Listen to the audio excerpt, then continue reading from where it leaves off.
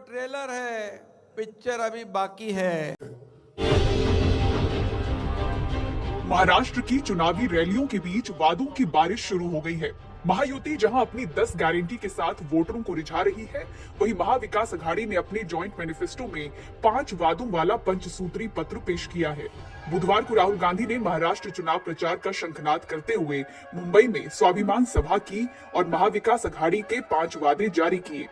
महिलाओं, किसानों और युवाओं पर खास फोकस दिखा।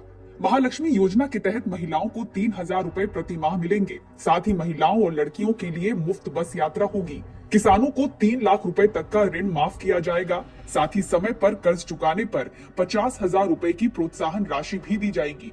जाति आधारित जनगणना कराई जाएगी, जिसमें 50% आरक्षण सीमा को हटाने का प्रयास किया जाएगा।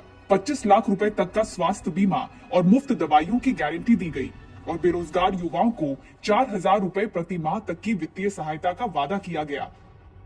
इंडिया गठबंधन आपको मैसेज देना चाहता है कि कुछ भी हो जाए,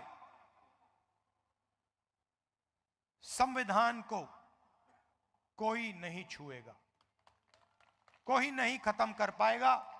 इंडिया गठबंधन एक साथ खड़ा है, हिंदुस्तान की जनता एक साथ खड़ी है।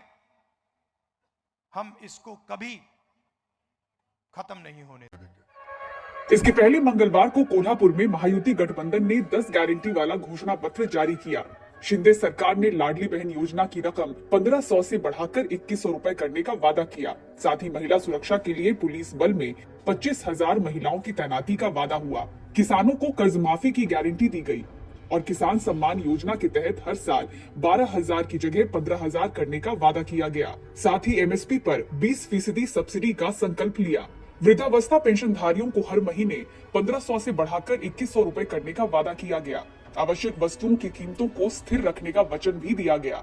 25 लाख रोजगार और 10 लाख छात्रों को प्रशिक्षण और 10,000 हर महीने शिक्षा भत्ता देने का वादा किया गया। आंगनबाड़ी और आशा वर्कर्स को 15,000 रुपए वेतन और बीमा सुरक्षा का वादा किया गया। ग्रामीण भागों में 45,000 कनेक्टिंग सड़कों को जोड़ने का और बिजली बिल में 30% कटौती का भी वादा किया।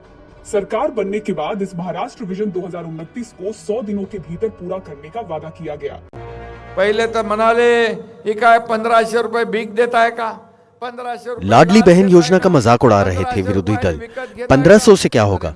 मेरा वादा है योजना कभी बंद नहीं होगी। सरकार बनते ही कई और अहम फैसले पूरे होंगे। गठबंधनों के बीच इस चुनावी जंग में लड़ाई अपनी साख बचाने की भी है। इसलिए महायुति के साझेदार अजीत पवार की एनसीपी ने महायुति की गारंटी दोहराने के साथ ही अपनी 50 से ज्यादा सीटों के लिए अलग अलग मैनिफेस्टो रिलीज किए। हर सीट के लिए एक, खासतौर से बारामती को लेकर अपने अगले 5 साल का रोड मैप बयां किया।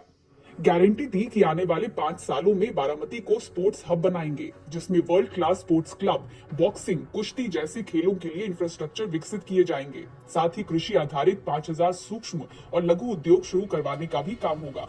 बारामती एयरपोर्ट को आधुनिक बनाकर रात में भी विमान उतारने लायक बनाने की गारंटी दी गई। साथ ही लॉजिस्टिक पार्क बनाने का भी वादा हुआ, ताकि बारामती उद्योग का केंद्र बने और लोगों को रोजगार मिले। गारंटी दी कि बारामती को सोलर सिटी बनाएंगे। बारामती में एक कैंसर अस्पताल का भी निर्माण करने का वादा किया, क्योंकि बारामती के लोगों को कैंसर के इलाज के लिए पुणे और मुंबई जाना पड़ता है।